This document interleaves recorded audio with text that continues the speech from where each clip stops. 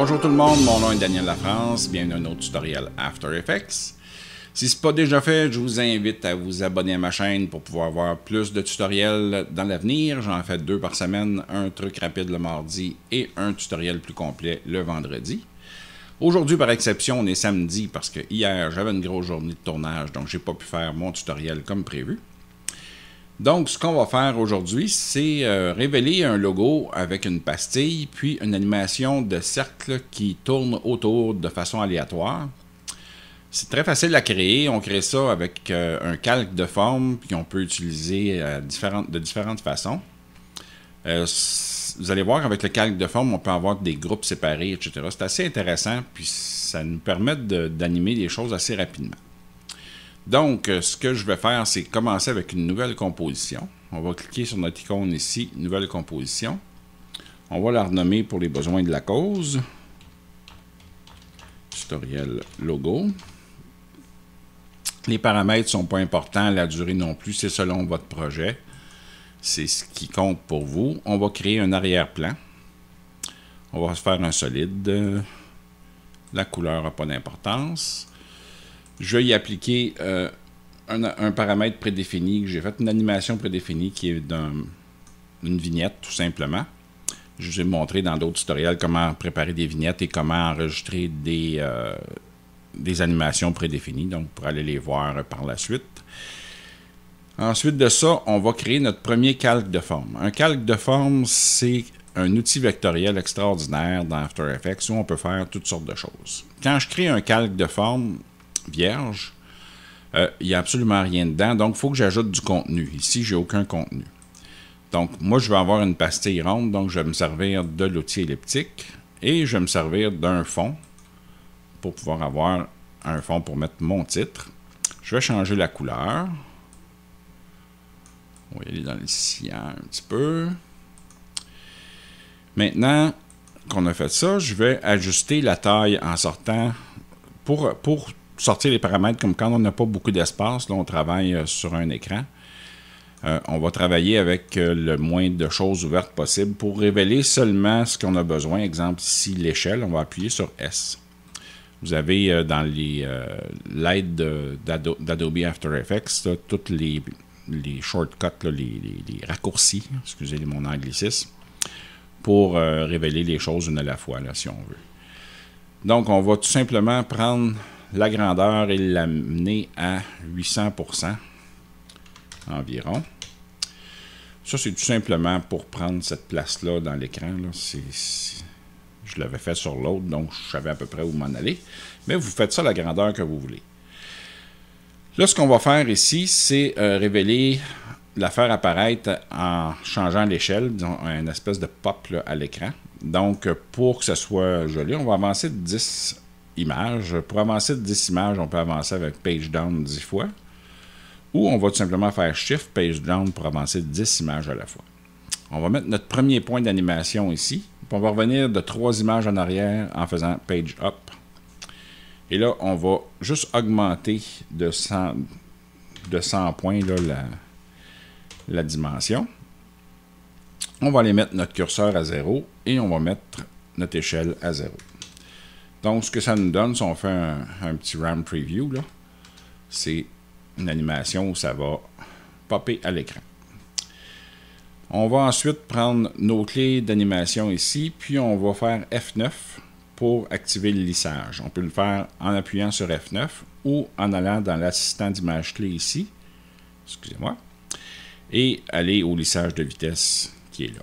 Mais la clé F9 est plus rapide pour moi. Donc, on a notre animation ici de notre pastille. On va ajouter notre texte ou notre logo selon ce que vous avez. On va mettre un texte ici pour les besoins de la cause. On va tout simplement prendre notre texte. Là, on va avancer notre curseur pour voir notre pastille. On va sortir notre outil pour déplacer ici dans le menu en haut notre point d'ancrage pour venir le mettre au centre.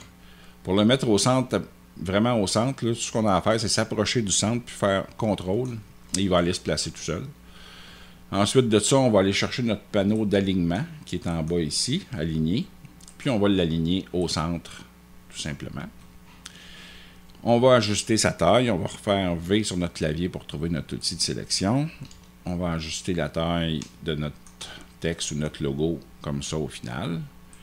Et on va venir l'animer ensuite en révélant avec S l'échelle aussi. Donc, on va mettre notre premier point ici. On va venir ici au deuxième point et on va agrandir ça jusqu'au bord ici environ. Et ensuite, on va mettre ça à 0 au départ. Donc, on va faire la même chose ici. F9 pour le lissage. Et là, si on fait un RAM Preview, on va voir que ça va sortir en même temps comme ça. Là, c'est selon vos goûts. Moi, j'aime ça décaler ça de quelques images. Fait qu'on va voir le texte qui va sortir un petit peu de la bulle et qui va venir se replacer dedans. Et voilà. Ensuite de ça, moi, je veux animer le calque de forme et le logo ensemble dans le retour où il va revenir à une grandeur plus normale pour révéler les cercles qui vont être autour. Donc, pour pouvoir animer les deux en même temps, on va créer un nul, un objet nul. Un objet nul, c'est tout simplement un objet vide qu'on peut se servir pour contrôler les autres calques qu'on a dans notre composition. On va justement le renommer, lui, contrôleur. Texte. Et voilà. Pour nommer vos calques, là, vous avez juste à appuyer sur Enter, mais celui sur votre pavé de lettres, là, pas sur votre pavé numérique. Et vous allez avoir accès au changement de nom ici. Maintenant qu'on a fait ça, on va tout simplement parenter notre logo et notre calque de forme avec la petite spirale qu'il y a ici. On va venir le parenter ensemble en sélectionnant les deux. Donc, les deux sont reliés au contrôleur maintenant. Donc, quand ça va s'animer puis ça va sortir ici, puis là, ça redescend comme ça ensuite. Là, ce que je peux faire, c'est aller animer en révélant le S seulement pour l'échelle. Mettre un premier point d'animation ici. Et arriver, disons, 10 images plus tard, tiens encore. On va réduire la taille environ à ça. On va encore effectuer le lissage des clés, F9, puis on va faire un petit RAM Preview. Fait que ça nous donne une petite idée là, de comment on va venir placer notre cercle. Ensuite de ça, ben, on va utiliser un autre calque de forme là, pour révéler tous les cercles qui sont autour, puis ça va être seulement un calque de forme qu'on va utiliser. Donc, on va le sélectionner maintenant, on va en créer un. On va le prendre, on va l'envoyer en dessous. Ben, on va l'envoyer au-dessus pour commencer, pour voir ce qu'on fait. Puis on le déplacera par la suite. Présentement, il est vide, bien entendu, donc on va ajouter du contenu. On va ajouter une ellipse. Et on va venir ajouter ici un contour. Le contour par défaut est blanc, donc ce qu'on va faire, c'est qu'on va prendre notre ellipse. On va ajuster notre contour à la largeur qu'on veut. Disons un 30 pixels. Là, si on a de la misère à ajuster, on prend notre clavier et c'est plus rapide. Ensuite, on va prendre les dimensions de notre cercle et on va venir le mettre ici comme ça. Et voilà. Donc, notre calque de forme, on voit ici, est placé là pour son arrivée.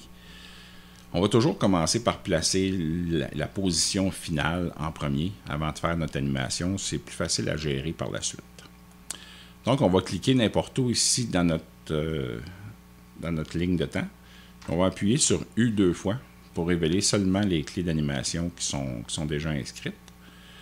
Puis là, ce qu'on va faire ici, on va aller chercher notre groupe. C'est-à-dire, ouais, on va créer un groupe avant. On va sortir de notre contenu. Là, on voit ici, j'ai un tracé d'ellipse et de contour. Donc, ce que je veux faire, moi, c'est m'assurer de pouvoir les contrôler individuellement. Donc, j'ajoute un groupe. Je viens de le mettre au-dessus ici. Et je vais tout simplement sélectionner mon ellipse, mon contour et le mettre dedans. Donc, ce que ça me donne, c'est beaucoup plus de flexibilité au niveau de l'animation. Parce que le calque de forme a ses outils de transformation ici. Donc, je peux changer animer tous ces paramètres-là. Le groupe individuellement a aussi ses transformations. Donc, je peux animer le groupe individuellement. Et je peux animer certaines choses comme la taille ici de l'ellipse et sa position individuellement aussi. Donc, je peux faire des animations assez complexes là, quand je fais un mélange de tout ça. On n'ira pas jusque-là aujourd'hui, mais on va voir un petit peu comment se servir des groupes à l'intérieur d'un calque de forme. Donc, ce que je fais ici, je prends mon contour, je vais aller ajouter des tirets. Tiret ici, on a un plus, on va ajouter ça ici. Puis là, on voit que ça s'est tout séparé. Par défaut, on a à 10. Là, je peux l'agrandir ici puis dire j'aimerais ça avoir, bon, 4 sections qui vont être là. Et on va utiliser les outils de transformation du groupe. On va prendre la rotation ici. Avant de cliquer sur le chronomètre, on va appuyer sur Alt pour pouvoir inscrire une expression qui existe dans les expressions qui sont déjà prédéfinies. C'est wiggle. 2GLE. Donc, wiggle, on fait parenthèse, on va inscrire 2. Le premier chiffre que j'ai inscrit, c'est le nombre de fois par seconde. Donc, c'est la fréquence à laquelle l'animation va se faire. Je mets une virgule. Le deuxième chiffre, 60, c'est l'amplitude, donc le déplacement qu'il va avoir aléatoirement des pixels sur cette animation-là. Je ferme la parenthèse, je fais Enter. Et là, si je fais un RAM Preview, bien, je vais voir que mon cercle tourne de façon aléatoire autour de l'autre, comme ça. Ce qui me reste à animer maintenant, c'est la position du cercle pour être capable de travailler avec. Donc, on va pouvoir, là, maintenant qu'on a vu ce qu'on a fait, on va pouvoir revenir à notre calque et l'envoyer en dessous. Maintenant, pour animer le cercle autour de son arrivée, je vais tout simplement aller dans les transformations du groupe 1. Je vais prendre l'échelle, je vais la fixer à l'endroit où je veux que ça se termine. Maintenant, je vois ici que quand mon logo arrive, là, je veux que ça soit arrivé au bon endroit. Donc, on sait que là, c'est au bon endroit. Ici, on va reculer de 3 images. Et on va avoir ce qu'on appelle un overshoot en anglais. C'est que là, on va agrandir ça ici pour que ça vienne se placer. Et on va reculer encore de 3 images. Et on va ramener ça à 100%. Donc, si on a l'animation ici, on va voir que l'animation va venir sortir un petit peu plus grand et venir se recoller sur le cercle présentement. Maintenant, ce qui reste à faire après que la première animation est faite comme ça, ben, c'est de tout simplement copier ces groupes-là et de juste changer leur apparence et leur position pour que ça soit plus facile. Donc, on va prendre le groupe, on va le dupliquer en faisant CTRL-D. Et là, on se retrouve avec 2 fois le même groupe, un par-dessus l'autre. Ce qu'on va venir faire, c'est on va venir dans les transformations ici. On va tout simplement changer la couleur. On va aller chercher un bleu cyan plus foncé. On va peut-être changer aussi les tirets. On va aller faire 3 sections plutôt que 4. Et on va prendre ces transformations du groupe. On va venir s'installer sur les points d'ancrage ici. Donc, on va aller au dernier pour s'assurer qu'on révèle ça au bon endroit. Et on va tout simplement le mettre autour de l'autre. Et ici, on va changer aussi notre dimension. Et on va revenir ici à 100%. Donc, on a l'animation ici qui se fait comme ça. Et là, c'est aléatoire. On voit la rotation continue d'être aléatoire, etc. Donc, ce qui nous reste à faire, c'est tout simplement dupliquer ça encore et encore. Donc, on y va avec le groupe 2 qu'on va dupliquer une autre fois. Là, on va changer son contour pour du blanc. Blanc cassé un petit peu. Puis, on va amincir notre ligne autour. Et voilà. Puis, on va venir la placer en utilisant nos transformations au bon endroit autour de notre autre cercle. On va reculer à l'autre point. Puis, on va lui donner plus d'amplitude un petit peu. Et Voilà. Pour revenir à 100% ici. Donc, on voit ici là, que le logo est révélé, l'animation est révélée par la suite, et ça va tourner autour. Donc, vous comprenez très bien le principe, j'en suis convaincu. On en a ajouté deux autres, là, juste pour la forme. On fait CTRL-D encore pour dupliquer. Ensuite de ça, on va tout simplement changer la couleur encore une fois de notre contour. On va aller mettre un vert plus clair un petit peu. Là, ce qu'on va faire, on va changer la dimension de notre contour. Et on va ajuster les tirets pour mettre des lignes fines un petit peu autour comme ça. Voilà, on va ajuster ensuite notre animation. On va aller mettre notre cercle au bon endroit. Notre entrée au bon endroit. Voilà. Et on revient à 100% ici. Et voilà. Là, ici, on va rajouter encore autre chose, juste pour la forme, pour que ce soit plus joli. On va faire CTRL-D, puis on va venir mettre deux lignes tout simplement autour. Vous comprenez un peu le principe, là. Ça ne ressemble pas à l'autre animation encore, mais le but, c'est de comprendre comment le faire. Après ça, c'est selon votre créativité, tout simplement. On va réduire ça. On va ensuite enlever les tirets le plus possible. On va deux lignes ici. On va aller dans nos transformations du groupe 5. On va mettre notre animation au bon endroit. Et voilà. On va ajuster son arrivée. Et c'est pas mal ça. Là, si on veut maintenant nettoyer tout ça pour que ça soit joli partout, on va tout simplement faire U pour révéler tous nos points d'ancrage.